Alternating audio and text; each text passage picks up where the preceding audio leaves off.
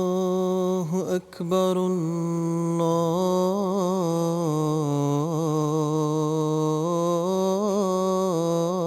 الله أكبر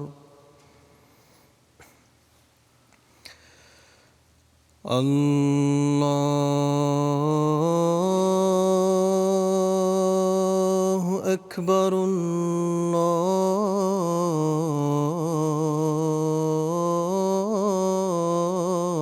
الله أكبر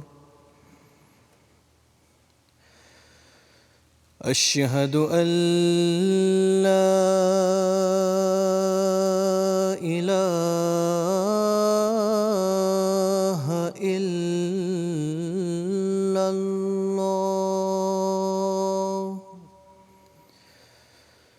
أشهد أن لا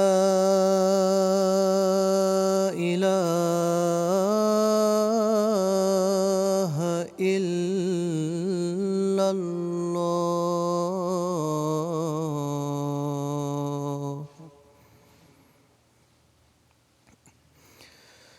أشهد أن محمدًا رسول الله أشهد أن محمدًا رسول الله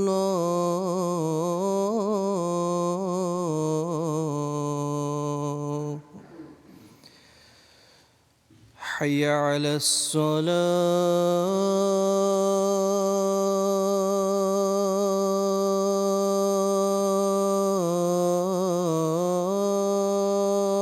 الصلاة حي على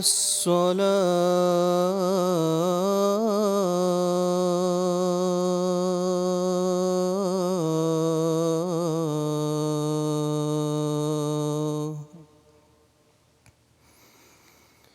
حي على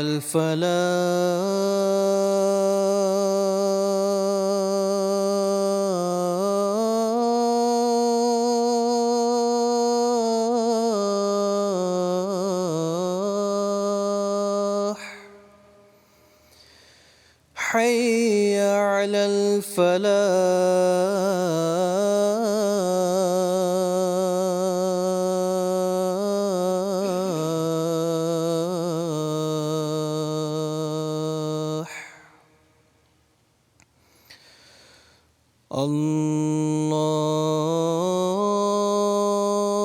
الله أكبر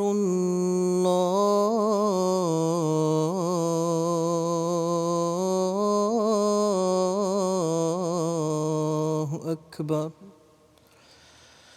لا إله إلا الله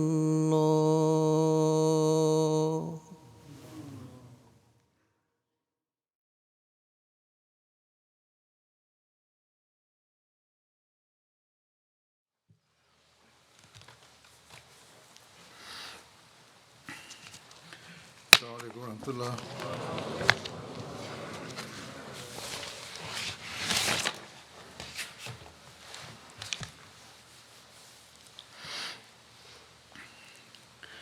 أشهد أن لا إله إلا الله وحده لا شريك له وأشهد أن محمدًا عبده ورسوله. أما بعد فأعوذ بالله من الشيطان الرجيم. بسم الله الرحمن الرحمن الرحيم الحمد لله رب العالمين الرحمن الرحيم مالك يوم الدين إياك نعبد وإياك نستعين اهدنا الصراط المستقيم صراط الذين أنعمت عليهم غير المغضوب عليهم ولا الضالين.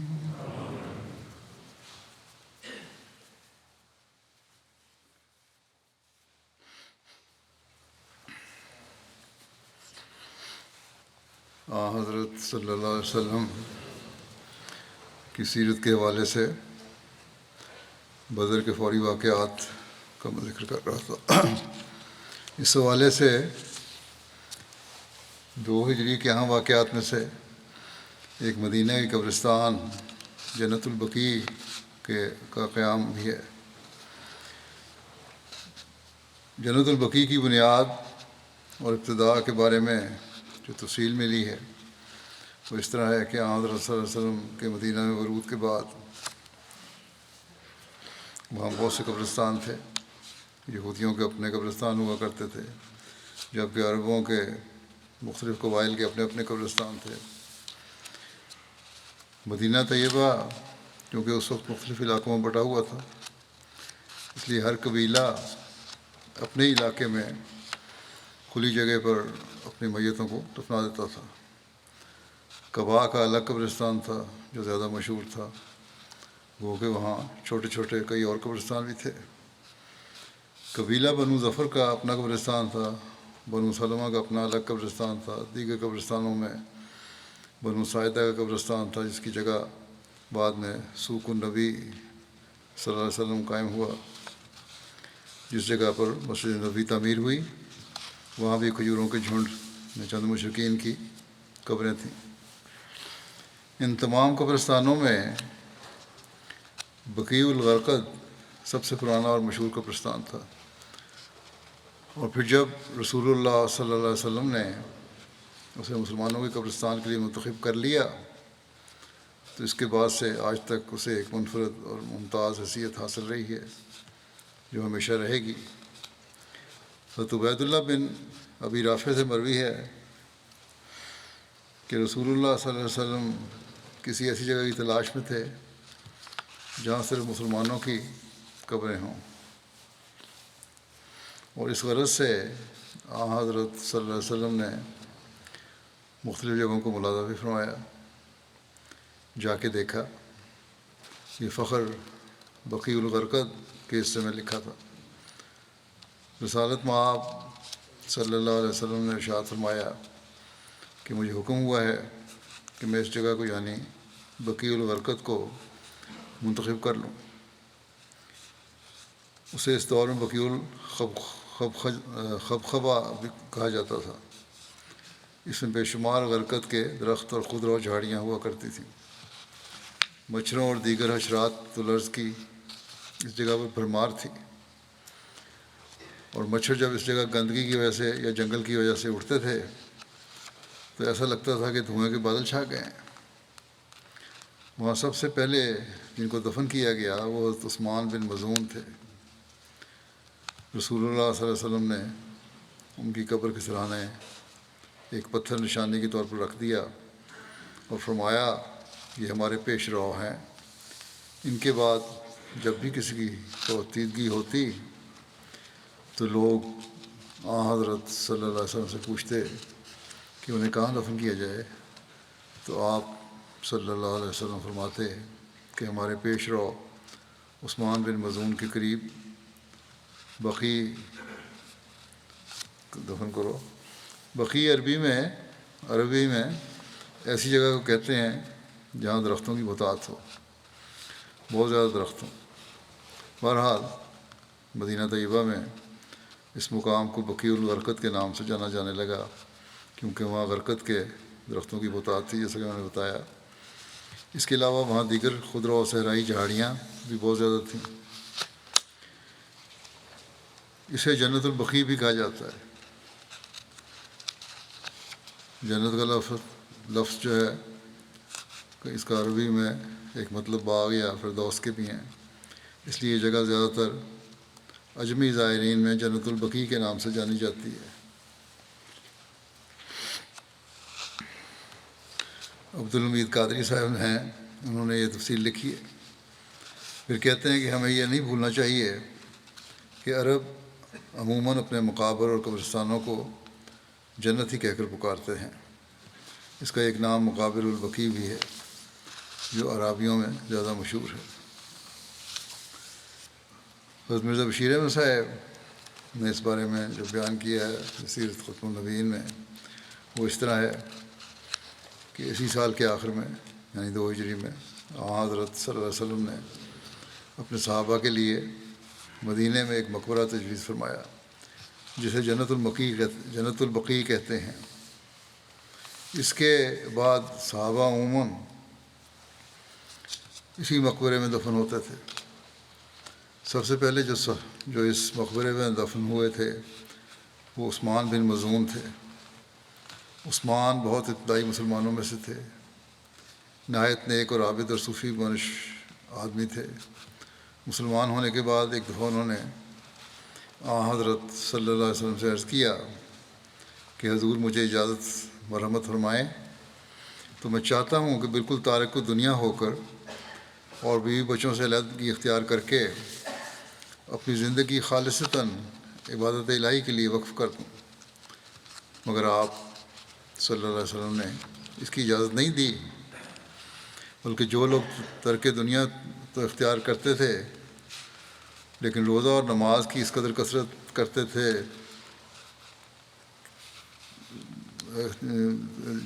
ترک دنیا تو اختیار نہیں کرتے تھے لیکن روزہ اور نماز کی اس قدر کثرت کرتے تھے کہ اس سے ان کے متعلقین کے حقوق پر اثر پڑتا تھا۔ ان کے متعلق بھی آپ نے فرمایا کہ تمہیں چاہیے کہ خدا کا حق خدا کو دو، بیوی بچوں کا حق بیوی بچوں کو دو، مہمان کا حق مہمان کو دو، اور اپنے نفس کا حق نفس کو دو، کیونکہ یہ سب حقوق خدا کے مقرر کردہ ہیں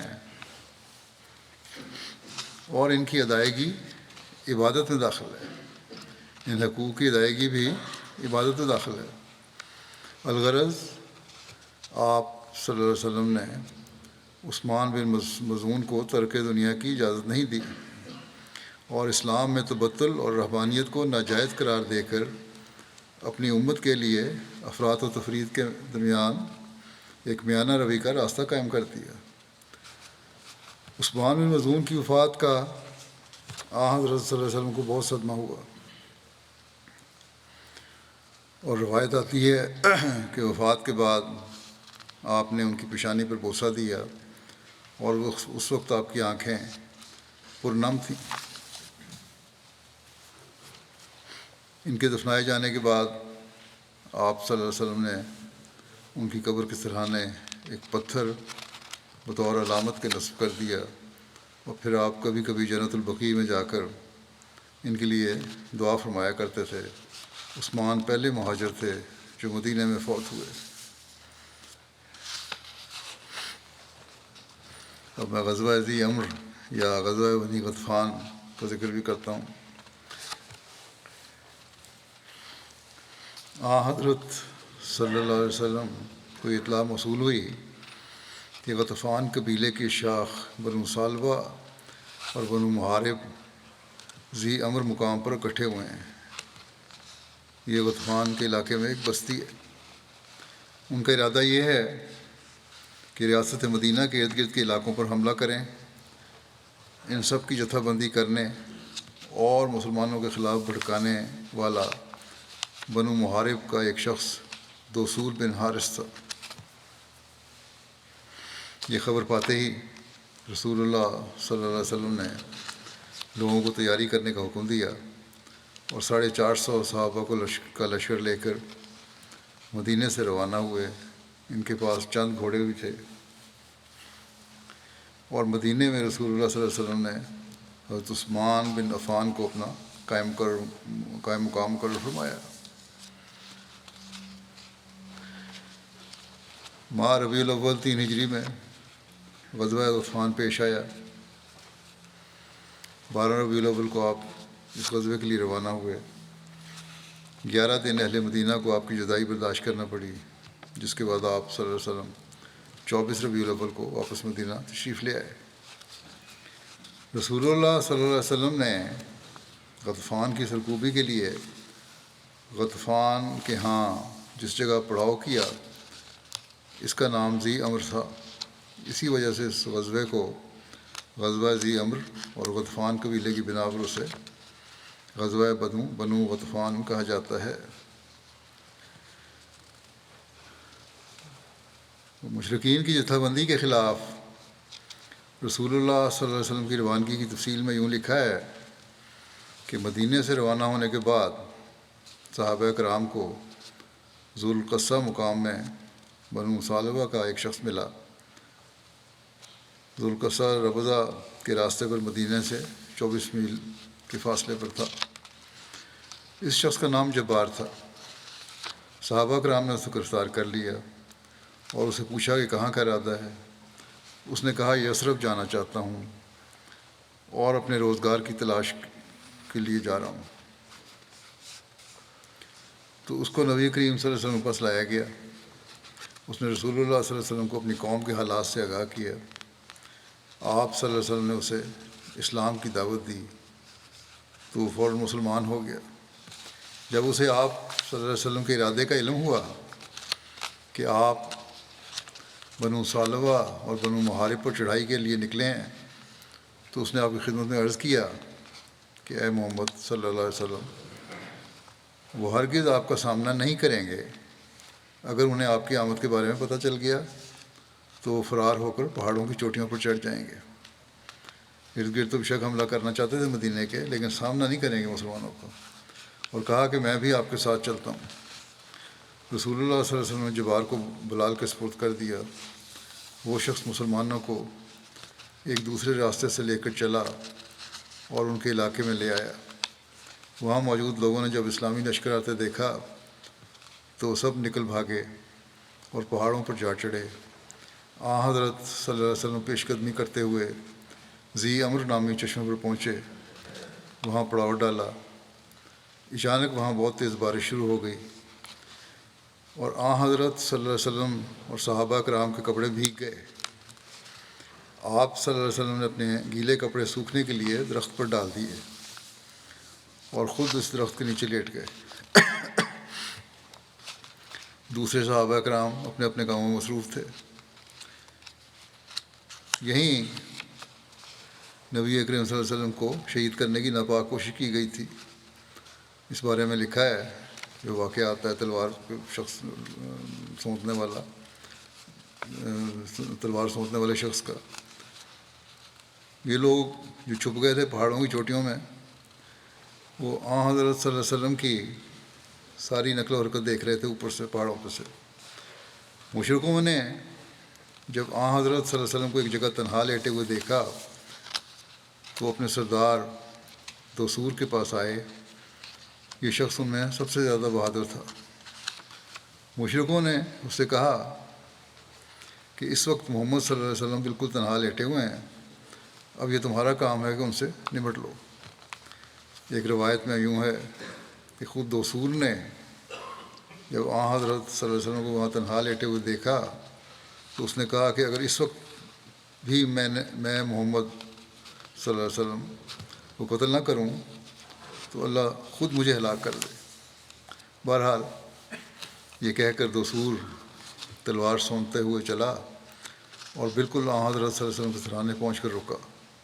پھر اچانک اس نے آپ کو مخاطب کر کے کہا آج، یا یہ کہا کہ اب آپ کو میرے ہاتھ سے کون بچا سکتا ہے؟ حضرت صلی اللہ علیہ وسلم نے اطمینان سے فرمایا اللہ مجھے تم سے بچائے گا۔ اس پر وہ زمین پر گر گیا اور تلوار اس کے ہاتھ سے گر گئی۔ حضرت صلی اللہ علیہ وسلم نے فوراً اس کی تلوار اٹھا لی اور اس سے فرمایا اب تمہیں مجھ سے کون بچائے گا؟ اس پر دثور نے کہا لا احد وانا اشہد اللہ الہ الا اللہ وان محمد رسول اللہ واللہ لا اکثر علیہ کا جمعا ابدا، کوئی بھی نہیں، مجھے تو کوئی نہیں بچا سکتا، اور میں گواہی دیتا ہوں کہ اللہ کے سوا کوئی معبود برحق نہیں اور محمد اللہ کے رسول ہیں۔ اللہ کی قسم آئندہ میں کبھی آپ کے خلاف لوگوں کی جتھا بندی نہیں کروں گا۔ یہ اس نے عہد کیا۔ آپ صلی اللہ علیہ وسلم نے اس کی تلوار اسی کو عنایت فرما دی۔ اور ایک روایت میں ہے کہ دثور آپ کی طرف متوجہ ہو کر عرض کرنے لگا اللہ کی قسم آپ احسان کرنے کے معاملے میں مجھ سے بہتر ہیں۔ رسول اللہ صلی اللہ علیہ وسلم نے جواباً فرمایا انا احق بذالک منک، میں تم سے اس بات کا زیادہ حقدار ہوں کہ احسان کروں۔ اور دثور اپنی قوم کی طرف لوٹ آیا، لیکن اس کا حال ہی بدلا ہوا تھا اور وہ اپنی قوم کو تبلیغ کر رہا تھا۔ دثور نے کہا کہ اس نے بیان کیا واقعہ کہ کیا ہوا تھا میرے ساتھ، کس طرح میں گر گیا۔ گرنے کے واقعے کو اس طرح بیان کرتا ہے کہ کہتا ہے کہ میں نے وہاں ایک دراز قد آدمی کو دیکھا۔ جب میں وہاں کھڑا تلوار سونتی کھڑا تھا تو میں نے دیکھا ایک بہت دراز قد آدمی وہاں آیا، اس نے میرے سینے کو دھکا دیا تو میں پیٹھ کے بل گر گیا، ہاتھ مارا اس نے، میں پیٹھ کے بل گیا۔ تب میں نے جان لیا کہ یہ کوئی انسان نہیں ہے، یہ تو کوئی فرشتہ ہے۔ چنانچہ میں نے اسی وقت اقرار کر لیا کہ اللہ کے سوا کوئی معبود برحق نہیں اور محمد صلی اللہ علیہ وسلم اللہ کے رسول ہیں۔ کہتا ہے اللہ کی قسم میں ان کے خلاف کبھی کوئی جنبش نہیں کروں گا۔ اس کے بعد وہ اپنی قوم کو اسلام کی دعوت دینے لگے۔ اللہ تعالیٰ نے ان کے ذریعے سے بہت سے لوگوں کو ہدایت عطا فرمائی۔ بہرحال اس کے بعد آپ صلی اللہ علیہ وسلم مدینہ واپس تشریف لے آئے اور کہیں کوئی مقابلہ نہیں ہوا۔ اس غزوے کے لیے آپ کل 11 دن مدینہ سے باہر رہے اور ایک قول کے مطابق 15 دن مدینہ سے باہر رہے۔ اور ابو عمر کہتے ہیں کہ رسول اللہ صلی اللہ علیہ وسلم نجد میں سفر کا پورا مہینہ رہے۔ بہرحال یہ مختلف روایتیں ہیں، لیکن یہ چند دن کا ہی سفر تھا۔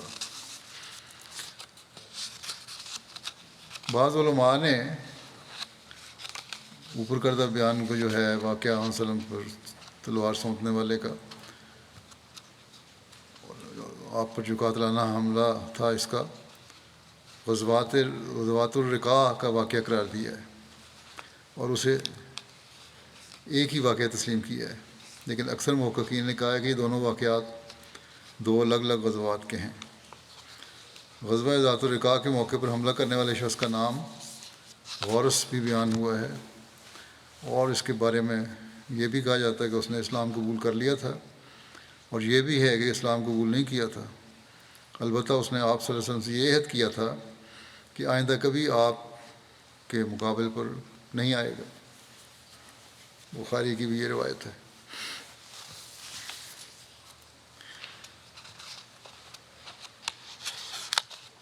اس طرح کے واقعات میں ایک واقعہ یہ بھی ہے کہ حضرت رقیہ کی وفات ہوئی اور حضرت ام کلثوم کی شادی ہوئی۔ اس کی تفصیل یوں ہے جو عبداللہ بن منقف بن حارثہ انصاری نے بیان کی ہے کہ جب رسول اللہ صلی اللہ علیہ وسلم غزوہ بدر کے لیے روانہ ہوئے تو حضرت عثمان کو اپنی بیٹی حضرت رقیہ کے پاس چھوڑا۔ وہ بیمار تھیں اور انہوں نے اس روز وفات پائی جس دن حضرت زید بن حارثہ مدینہ کی طرف اس فتح کی خوشخبری لے کر آئے جو بدر میں اللہ تعالیٰ نے رسول اللہ صلی اللہ علیہ وسلم کو عطا فرمائی تھی۔ رسول اللہ صلی اللہ علیہ وسلم نے حضرت عثمان کے لیے بدر کے مال غنیمت میں حصہ مقرر فرمایا اور آپ کا حصہ جنگ بدر میں شامل ہونے والوں کے برابر تھا۔ رسول اللہ صلی اللہ علیہ وسلم نے حضرت رقیہ کی وفات کے بعد حضرت عثمان بن عفان کے ساتھ اپنی صاحبزادی حضرت ام کلثوم کی شادی کر دی۔ حضرت ابو ہریرہ سے روایت ہے کہ نبی کریم صلی اللہ علیہ وسلم حضرت عثمان سے مسجد کے دروازے پر ملے اور فرمانے لگے کہ عثمان، یہ جبریل ہیں، انہوں نے مجھے خبر دی ہے کہ اللہ تعالیٰ نے کلثوم کا نکاح رقیہ جتنے حق مہر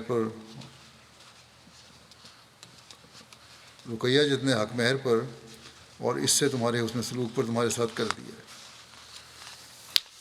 کوئی جو رقیہ کا حق مہر تھا اسی پر تمہارے ساتھ کر دیا نکاح، یعنی دوسری بیٹی کا نکاح بھی اللہ تعالیٰ نے حضرت عثمان سے اللہ تعالیٰ نے کہا کہ حضرت عثمان سے کر دیا جائے۔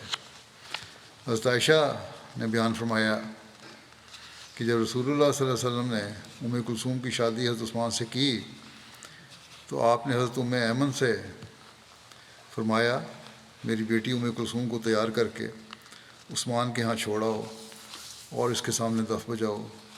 چنانچہ انہوں نے ایسا ہی کیا۔ رسول اللہ صلی اللہ علیہ وسلم 3 دن کے بعد حضرت کلثوم کے پاس تشریف لائے اور فرمایا اے میری پیاری بیٹی، تم نے اپنے شوہر کو کیسا پایا؟ کلثوم نے عرض کیا وہ بہترین شوہر ہیں۔ حضرت کلثوم حضرت عثمان کے ہاں 9 ہجری تک رہیں، اس کے بعد وہ بیمار ہو کر وفات پا گئیں۔ رسول اللہ صلی اللہ علیہ وسلم نے ان کی نماز جنازہ پڑھائی اور ان کی قبر کے پاس بیٹھے۔ حضرت انس بیان کرتے ہیں کہ انہوں نے نبی کریم صلی اللہ علیہ وسلم کو حضرت کلثوم کی قبر کے پاس اس حال میں بیٹھے ہوئے دیکھا کہ آپ صلی اللہ علیہ وسلم کی آنکھیں اشک بار تھیں۔ بخاری کی ایک روایت میں اس واقعے کا یوں ذکر ہوا ہے کہ حلال نے حضرت انس بن مالک رضی اللہ عنہ سے روایت کی ہے، وہ کہتے ہیں کہ ہم رسول اللہ صلی اللہ علیہ وسلم کی بیٹی کے جنازے پر موجود تھے۔ انہوں نے کہا کہ رسول اللہ صلی اللہ علیہ وسلم قبر کے پاس بیٹھے ہوئے تھے تو میں نے دیکھا کہ آپ کی آنکھیں آنسو بہا رہی تھیں۔ ایک روایت میں ہے کہ رسول اللہ صلی اللہ علیہ وسلم نے حضرت کلثوم کی وفات پر فرمایا اگر میری کوئی تیسری بیٹی ہوتی تو میں اس کی شادی بھی عثمان سے کروا دیتا۔ حضرت ابن عباس بیان کرتے ہیں کہ رسول اللہ صلی اللہ علیہ وسلم ایک جگہ سے گزرے تو دیکھا کہ حضرت عثمان وہاں بیٹھے تھے اور حضرت کلثوم بنت رسول صلی اللہ علیہ وسلم کی وفات کے غم میں رو رہے تھے۔ راوی کہتے ہیں کہ آپ صلی اللہ علیہ وسلم کے ہمراہ آپ کے دونوں ساتھی یعنی حضرت ابوبکر اور حضرت عمر بھی تھے۔ رسول اللہ صلی اللہ علیہ وسلم نے پوچھا اے عثمان، تم کس وجہ سے رو رہے ہو؟ حضرت عثمان نے عرض کیا کہ اے اللہ کے رسول صلی اللہ علیہ وسلم، میں اس وجہ سے رو رہا ہوں کہ میرا آپ سے دامادی کا تعلق ختم ہو گیا۔ دونوں لڑکیاں بھی آئی گئیں میرے سے، دونوں فوت ہو گئیں، اب دامادی کا تعلق ختم ہو گیا۔ آپ نے فرمایا کہ مت رو، قسم ہے اس ذات کی جس کے قبضہ قدرت میں میری جان ہے کہ اگر میری 100 بیٹیاں ہوتیں اور ایک ایک کر کے فوت ہو جاتی تو میں ہر ایک کے بعد دوسری کو تجھ سے بیاہ دیتا یہاں تک کہ 100 میں سے ایک بھی باقی نہ رہتی۔ بہرحال یہ ایک محبت کا اور تعلق کا اظہار تھا جو دونوں طرف سے ہوا۔ حضرت عثمان کو اس بات کا غم کہ اب دامادی کا رشتہ ختم ہو گیا، لیکن حضرت صلی اللہ علیہ وسلم نے کمال دل جوئی فرماتے ہوئے یہ یقین دہانی کرائی یہ تعلق تو قائم ہے، تم اس بات پہ پریشان نہ ہو۔ حضرت مرزا بشیر احمد صاحب نے اس شادی کا تذکرہ سیرت ختم النبیین میں یوں فرمایا ہے کہ رقیہ بنت رسول صلی اللہ علیہ وسلم زوجہ حضرت عثمان بن عفان کی وفات کے بعد حضرت صلی اللہ علیہ وسلم نے اپنی دوسری لڑکی کلثوم کی شادی جو حضرت فاطمہ سے بڑی مگر رقیہ سے چھوٹی تھیں حضرت عثمان سے کر دی۔ اسی وجہ سے حضرت عثمان کو ذو النورین، 2 نوروں والا کہتے ہیں۔ کلثوم کی یہ دوسری شادی تھی کیونکہ وہ اور ان کی بہن رقیہ شروع میں حضرت صلی اللہ علیہ وسلم کے چچا ابو لہب کے 2 لڑکوں سے بیاہی گئی تھی، مگر قبل اس کے کہ ان کا رخصتانہ ہوتا مذہبی مخالفت کی وجہ سے یہ رشتہ منقطع ہو گیا۔ حضرت صلی اللہ علیہ وسلم نے پہلے حضرت عثمان سے رقیہ کی شادی کی اور رقیہ کی وفات کے بعد کلثوم کی شادی کر دی۔ مگر افسوس ہے کہ دونوں صاحبزادیوں کی نسل کا سلسلہ نہیں چلا، کیونکہ ام کلثوم کے تو کوئی بچہ ہوا ہی نہیں، اور رقیہ کا صاحبزادہ عبداللہ 6 سال کا ہو کر وفات پا گیا۔ ام کلثوم کا نکاح ربیع الاول 3 ہجری میں ہوا تھا۔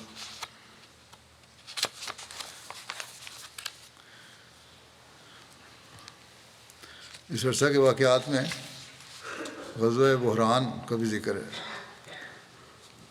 اس کو غزوہ بحران کے علاوہ غزوہ فرو اور غزوہ بنو سلیم بھی کہا جاتا ہے۔ بحران وادی فرو کے نواح میں اہل حجاز کی ایک معدنیات کی کان ہے، اور وادی فرو مدینہ سے 96 میل کے فاصلے پر واقع ہے۔ حضرت صلی اللہ علیہ وسلم کو اطلاع موصول ہوئی کہ بنو سلیم کی بھاری تعداد بحران میں جمع ہے، تو آپ صلی اللہ علیہ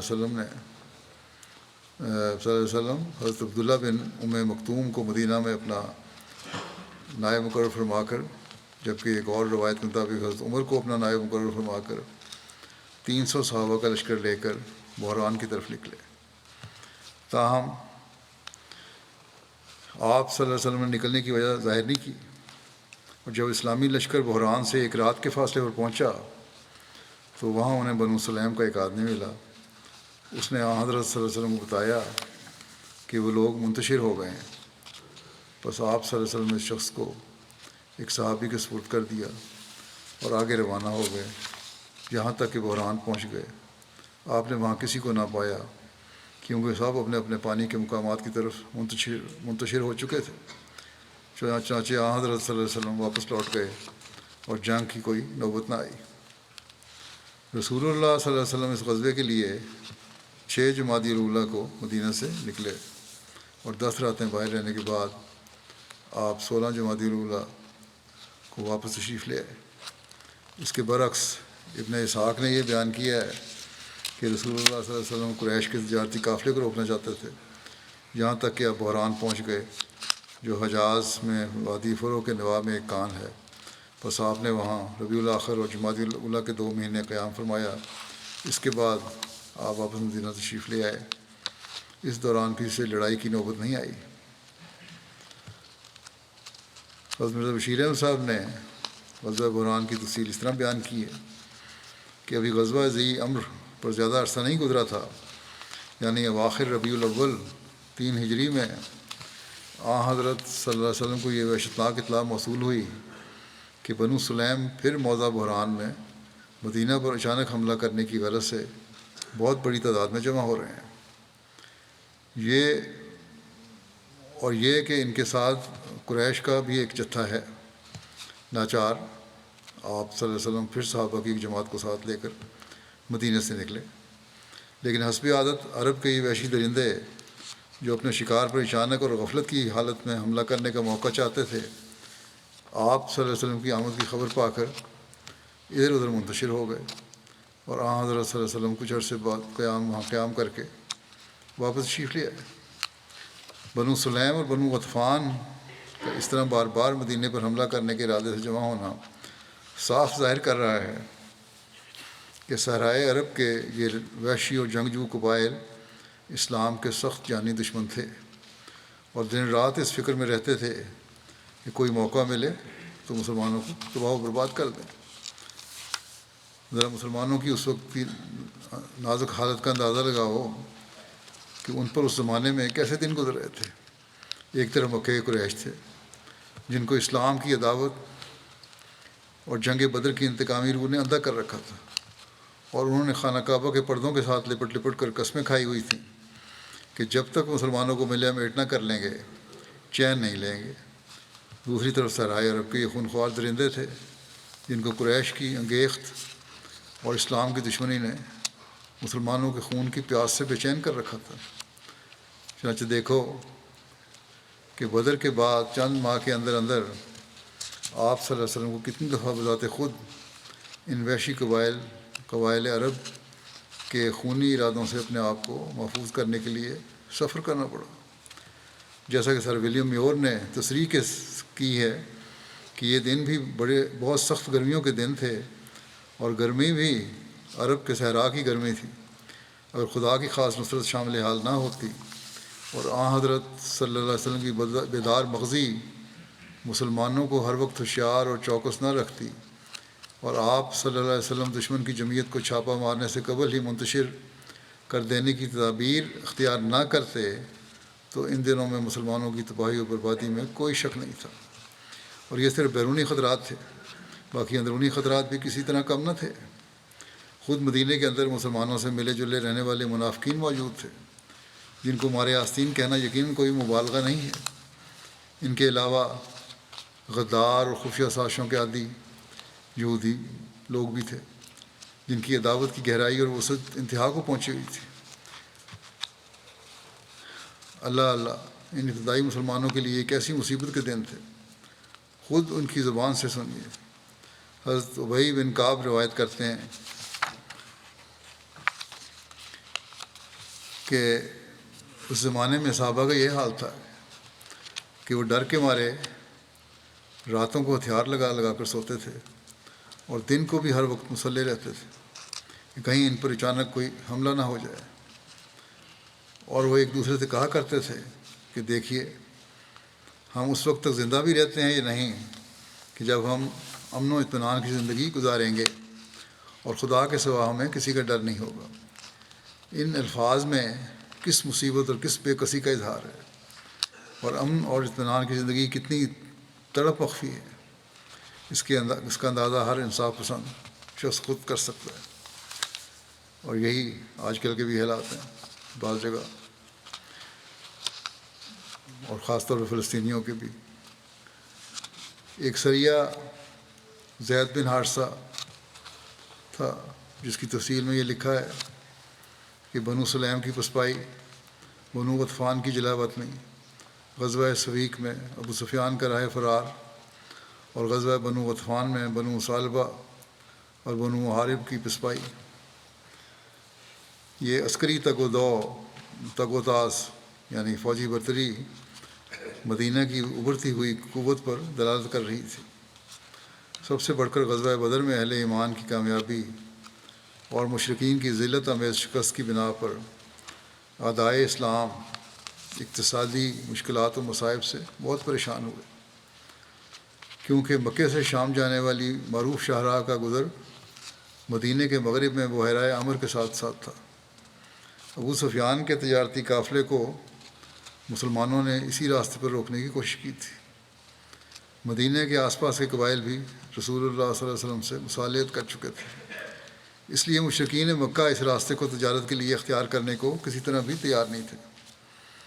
اہل اسلام کی طرف سے مشرکین کی معاشی ناکہ بندی کی وجہ سے وہ لوگ انتہائی پریشان ہوئے، اور شام کے معروف راستے کو چھوڑ کر نئے راستے کی تلاش میں رہنے لگے۔ ایک روز صفوان بن امیہ کفار مکہ سے کہنے لگا کہ محمد صلی اللہ علیہ وسلم اور اس کے ساتھیوں نے ہمارا جینا دشوار کر دیا، ہمارے تجارتی مرکز تک جانے سے ہمیں روک دیا ہے، اب ہمیں کچھ سمجھ نہیں آ رہی کہ ہم کیا کریں۔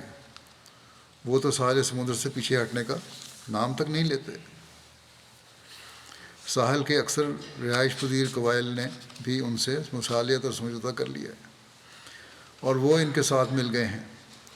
اب ہم جائیں تو کس طرف، اور کریں تو کیا کریں؟ یہیں مکہ میں رہے تو ہم اپنا راس المال بھی کھا جائیں گے، جو کچھ ہمارے پاس سب کھا جائیں گے، اس کے بعد ہمارے پاس کچھ نہیں بچے گا جس کے سہارے ہم زندگی گزار سکیں۔ یہی مال گرمی میں ہم شام اور سردی میں حبشہ کی طرف تجارت کی غرض سے لے جایا کرتے تھے، اب کیا ہوگا؟ صفوان بن امیہ کی یہ بات سن کر سب پریشان تھے۔ اسود بن مطلب نے مشورہ دیا کہ ساحل سمندر کا راستہ چھوڑ کر عراق کی طرف سے شام جایا جا سکتا ہے۔ صفوان نے کہا مجھے تو اس راستے کا بالکل علم نہیں۔ ابو زمع نے کہا کہ میں تجھے ایک ایسے راہبر کے متعلق بتاتا ہوں جسے اس راستے کی مکمل پہچان ہے۔ اس نے بتایا کہ وہ فرات بن حیان اجلی ہے،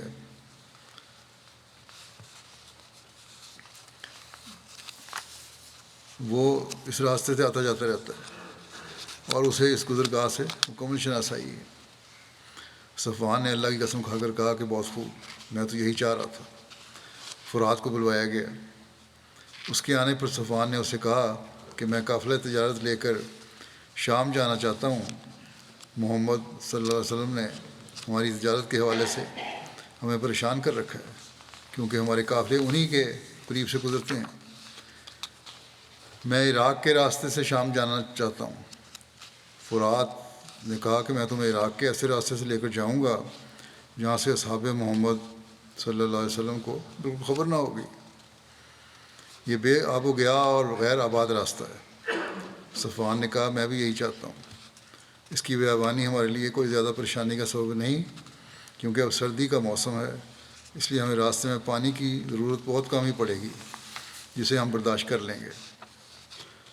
بہرحال سفر کی تیاری شروع ہو گئی۔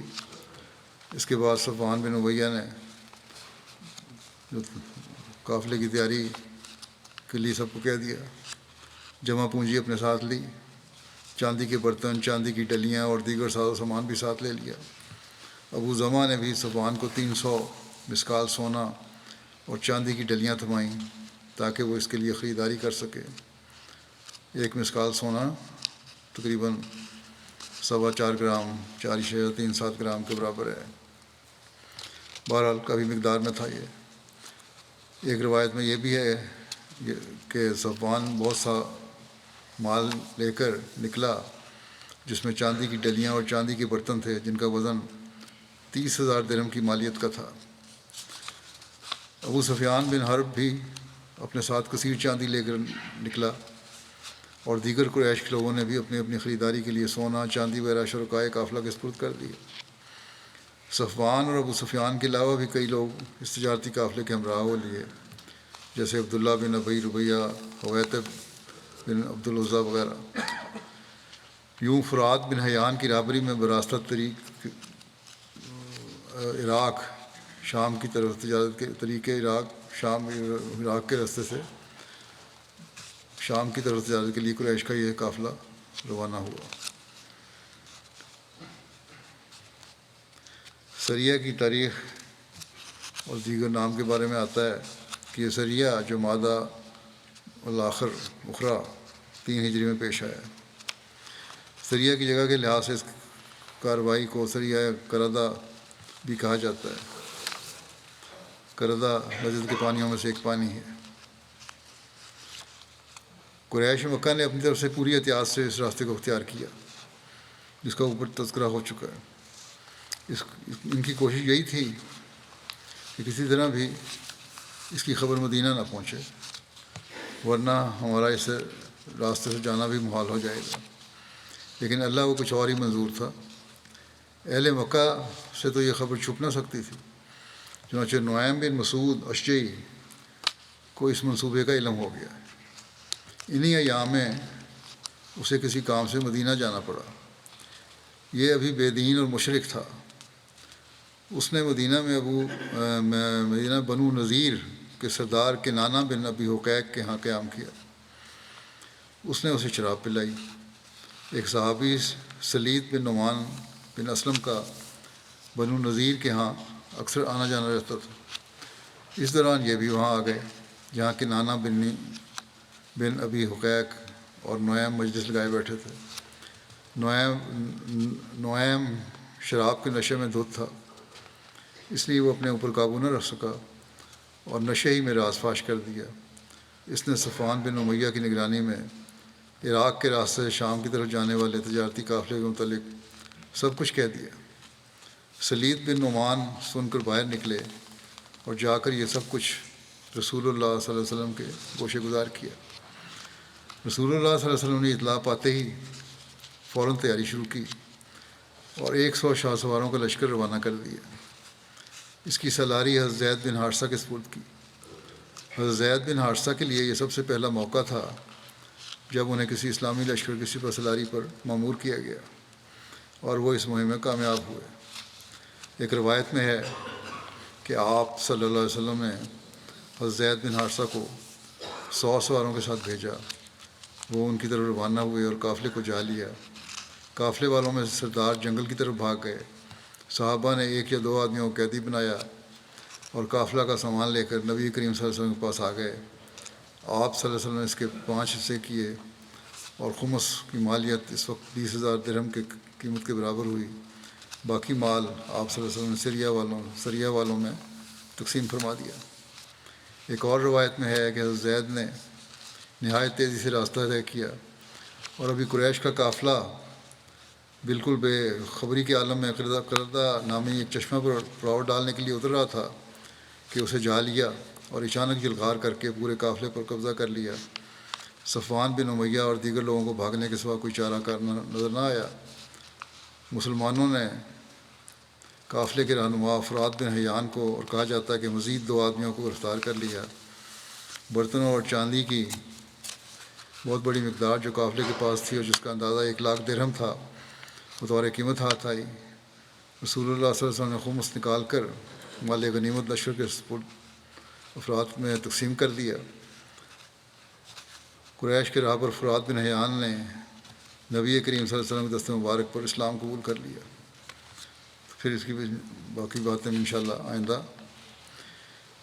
یہ جو قافلے چلتے تھے ان کو روکنا جو تھا، یہ اس لیے تھا کہ وہ مسلمانوں کے خلاف جنگوں کی تیاری کے لیے سامان اکٹھا کرتے تھے۔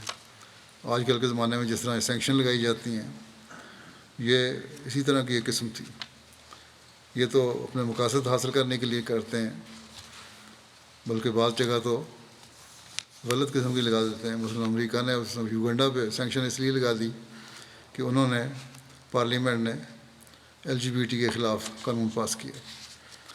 گو نام نہیں لیتے لیکن اصل اندر سے یہی بات ہے۔ تو ان لوگوں کا تو یہ حال ہے، اسلام پر کیا اعتراض کرنا ہے انہوں نے۔ بہرحال یہ باتیں انشاءاللہ آئندہ بھی ہوں گی۔ فلسطین کے مظلوموں کے لیے دعا کے لیے دوبارہ کہتا ہوں میں، اب کم از کم اتنا ہوا ہے کہ کچھ غیر مسلم اور بعض سیاستدان ڈرتے ڈرتے ہی کچھ نہ کچھ اس ظلم کے خلاف بولنے لگ گئے ہیں۔ بلکہ اب تو بعض یہودیوں نے بھی اس عمل سے بیداری کا اظہار کیا ہے اور اسرائیلی حکومت کو کہا ہے کہ ہمیں بدنام کیوں کر رہے ہو۔ تو بہرحال چھوٹی چھوٹی آوازیں کہیں نہ کہیں سے غیروں میں بھی اٹھنے لگ گئی ہیں۔ اب یہ کہتے ہیں کہ 4 گھنٹے کے لیے روزانہ جنگ روکیں، جس کو پاز کا نام دیا ہے انہوں نے، تاکہ مدد پہنچ سکے فلسطینیوں تک۔ اللہ تعالیٰ بہتر جانتا ہے کتنا عمل ہوگا اس پر، اور باقی وقت جو ہے 20 گھنٹے کا، اس پر کتنے ظلم کرنے ہیں انہوں نے فلسطینیوں پر، اللہ بہتر جانتا ہے کتنی بمبارمنٹ کریں گے۔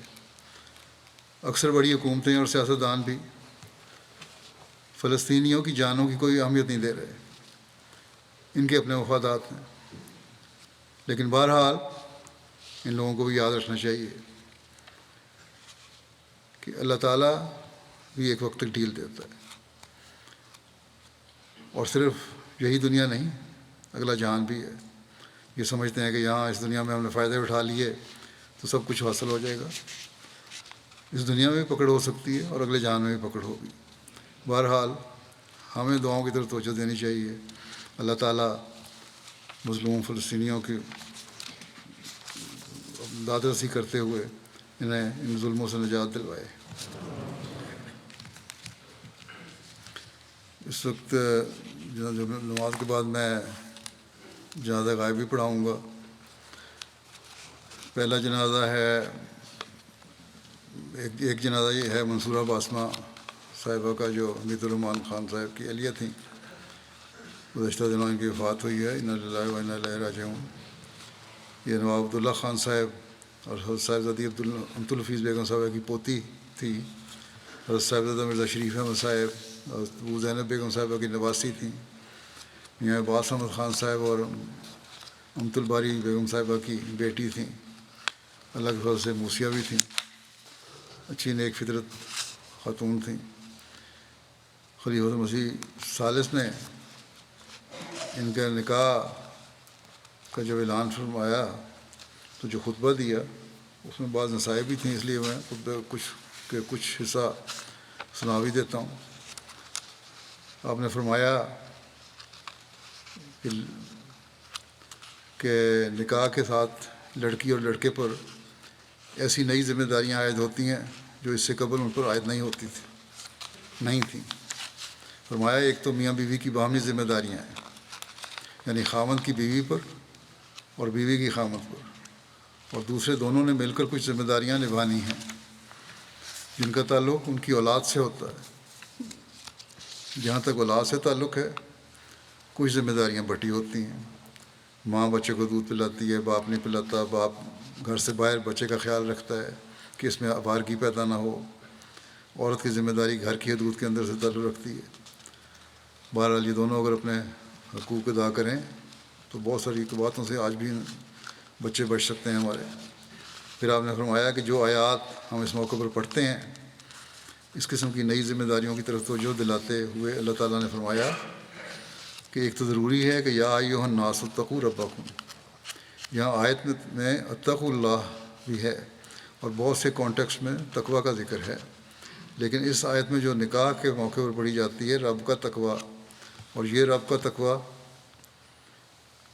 کہ جس طرح اللہ تعالیٰ اپنے بندوں کی ربوبیت کرنے والا ہے، تم دونوں کی ربوبیت کرنے والا ہے، اسی طرح تم پر بھی ربوبیت کی ذمہ داریاں کچھ نئی پڑنے والی ہیں، اور اسی صورت میں تم ادا کر سکو گے جب تم حقیقی رب اللہ کا تقوی اختیار کرو گے۔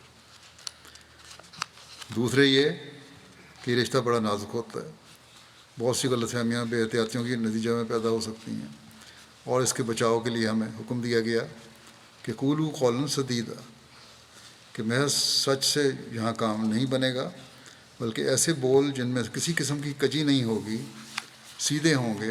اس راہ کو اگر تم اختیار کرو گے تو تمہارے درمیان کوئی مس انڈرسٹینڈنگ، کوئی رنجش پیدا نہیں ہوگی۔ اور تیسرے یہ کہ وَلْتَنظُرْ نَفْسٌ مَا قَدَّمَتْ لِغَدٍ، تمہارے بڑوں نے مستقبل کا خیال رکھتے ہوئے تمہاری تربیت کی، اور تم نے اپنے مستقبل کا خیال رکھتے ہوئے اپنے بچوں کی تربیت کرنی ہے۔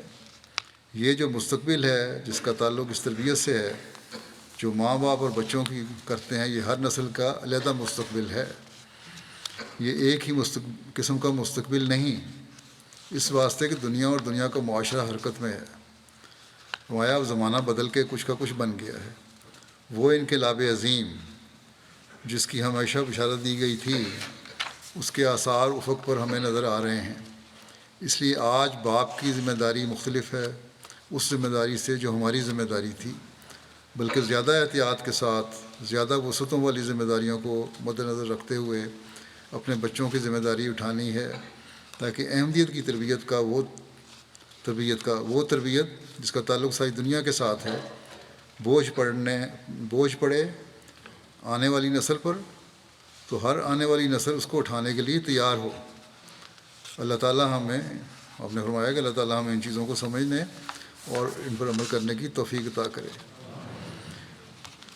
پھر آپ نے فرمایا کہ جس نکاح کے لیے میں کھڑا ہوں ایک عزیزہ بچی کا ہے جو ہمارے چھوٹے پھوپھا نواب عبداللہ خان صاحب کی پوتی اور پھوپھی امت الحفیظ بیگم صاحبہ کی پوتی ہے۔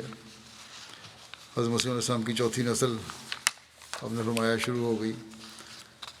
حضرت مرزا شریف احمد صاحب کی یہ نواسی ہے، اور اس دوسرے راستے سے آپ نے فرمایا کہ دوسرے راستے سے حضرت مسیح موعود علیہ السلام سے اس کا تعلق ہے۔ ذمہ داریاں دوہری ہیں، اگر ذمہ داریاں دوہری ہیں انظار بھی دوہرا ہے، اس لیے اگر ہمارے لیے بشارات بھی دوہری ہیں خاندان کے، اور پھر آپ نے سمجھایا خاندان کے بچوں کو اور بڑوں کو بھی ان کو سمجھنا چاہیے اپنا ذمہ داریوں کو، کیونکہ اگر دوہری ذمہ داریاں ادا نہیں کریں گے تو پھر دوہرے انظار کو دیکھنا ہوگا۔ اللہ تعالیٰ کرے کہ خاندان کے بڑے اور بچے بات کو سمجھنے والے بھی ہوں۔ پھر آپ نے فرمایا کہ میں جب کسی ایسے نکاح کا اعلان کرتا ہوں جس میں بچے اور بچی کا تعلق حضرت مسیح علیہ السلام کے ساتھ ہو رشتے کے لحاظ سے، تو میری طبیعت میں فکر بھی پیدا ہوتی ہے اور دعاؤں کی طرف رجحان پیدا ہوتا ہے کہ اللہ تعالیٰ ان کو اس مقام کو پہچاننے کی توفیق عطا کرے۔ وہ خادم ہونے کے لحاظ سے دوسرے سے مختلف ہیں اور ان کو زیادہ بڑے خادم بن کر دنیا میں اپنی زندگی گزارنی چاہیے۔ بہرحال یہ نصیحت والے الفاظ تھے، اس لیے میں نے بیان بھی کر دیے۔ ان کی ذاتی زندگی کے بارے میں عزیزہ باسمہ منصورہ کے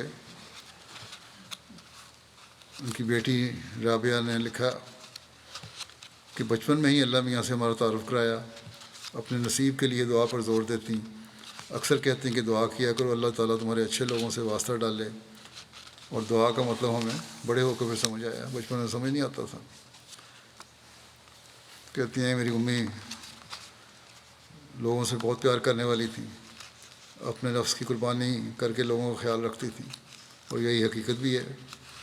بظاہر لوگوں کو یہ تاثر ملتا کہ وہ اپنی جان پہ خرچ کرنے والی ہیں، لیکن نہیں، وہ خود بھی قربانی کرتی اور دوسروں کا خیال رکھتی۔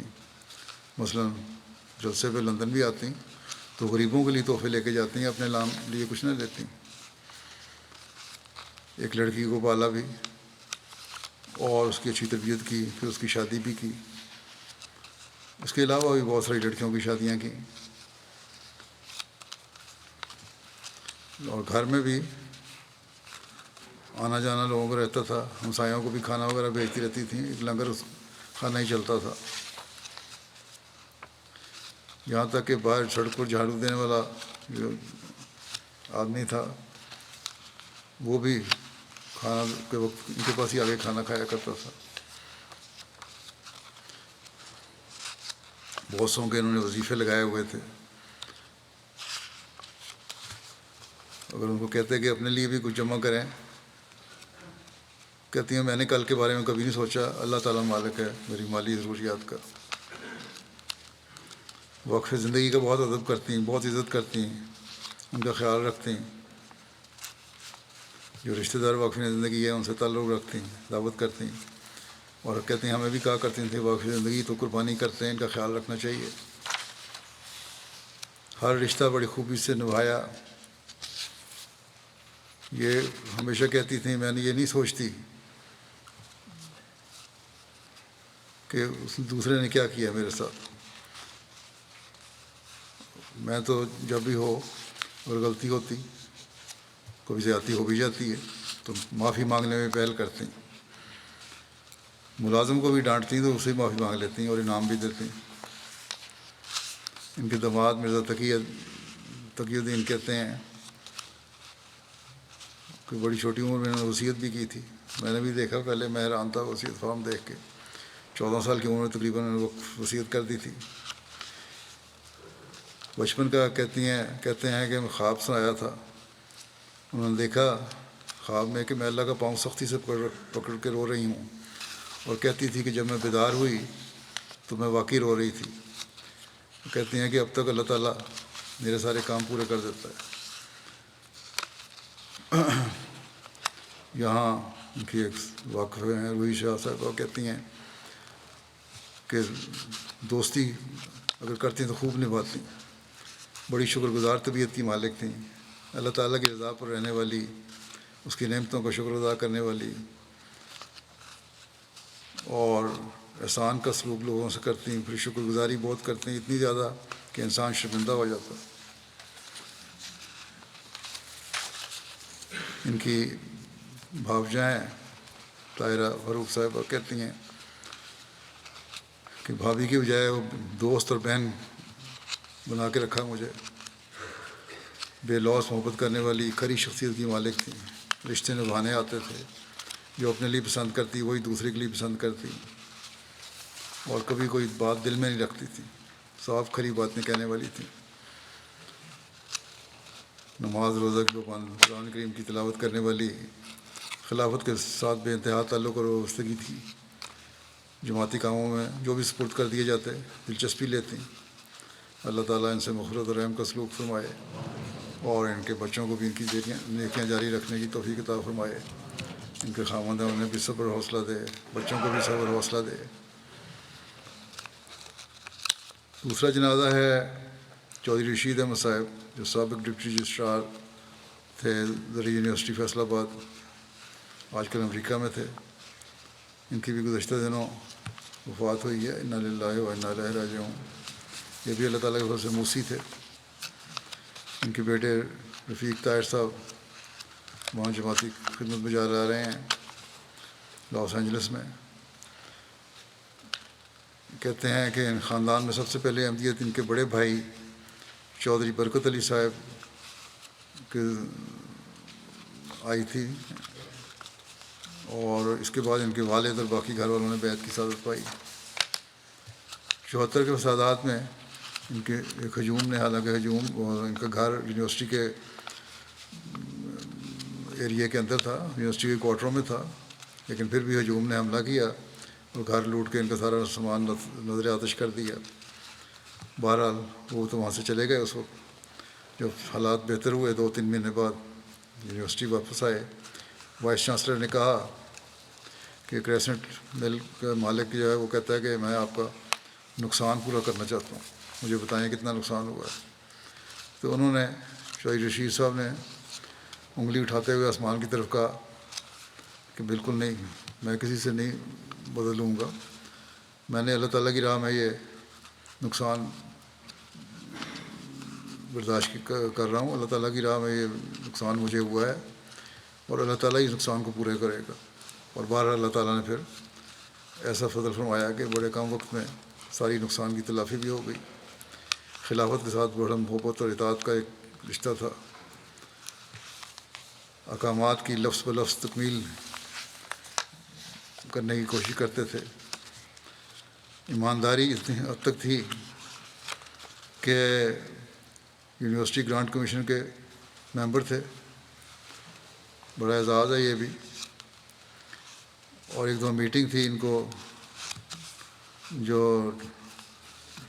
اے سی کی ٹکٹ کے پیسے ملے، ٹرین کا کرایہ میٹنگ میں جانے کے لیے، واپسی پہ ان کے کچھ رشتہ داروں نے کہا کہ ہم نے ساتھ جانا ہے، انہوں نے اپنا ٹکٹ چینج کروا لیا، سیکنڈ کلاس میں گئے رشتہ داروں کے ساتھ، اور باقی پیسے جو تھے وہ حکومت کو واپس کر دیے۔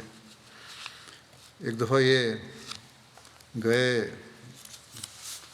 وہاں، جو ان کا چیئرمین تھا یونیورسٹی گرانٹ کمیشن کا، اس کے دفتر میں،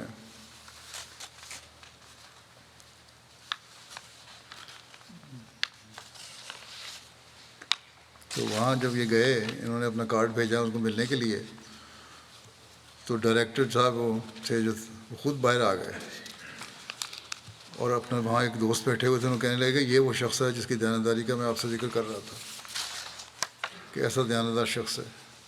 تو انہوں نے وہاں فوراً جماعتی تعارف بھی کروا دیا کہ میں احمدی ہوں۔ یہ ساری جو ایمانداری ہے یہ مجھے اس لیے ہے میرے اندر کہ احمدی ہونے کی وجہ سے، بس احمدیوں کے لیے بھی ایک سبق ہے، ہمیشہ ایمانداری سے اپنے فرائض انجام دینے چاہیے اور کسی قسم کا کبھی مالی لالچ نہیں کرنا چاہیے۔ چندوں کی ادائیگی مالی قربانی میں پیش ہوتے تھے۔ والدین، بہن بھائیوں کے علاوہ حضرت صلی اللہ علیہ وسلم، حضرت مسیح علیہ السلام کی طرف سے بھی باقاعدگی سے تحریک جدید اور اخرید کے چندے دیا کرتے تھے۔ بہت پیار کرنے والی شخصیت تھی۔ یونیورسٹی کے سارے طلباء کو بچوں اور بھائیوں کی طرح رکھا۔ ایک نماز ہم سب اکٹھے ہو کے ان کے گھر میں پڑھا کرتے تھے، مغرب کی نماز خاص طور پہ۔ ہمیشہ مسکراتے چہرے کے ساتھ ملتے تھے۔ بڑے کانے انسان تھے۔ اللہ تعالیٰ ان سے مغفرت اور رحم کا سلوک فرمائے اور ان کے بچوں کو بھی ان کی نیکیاں جاری رکھنے کی توفیق عطا فرمائے۔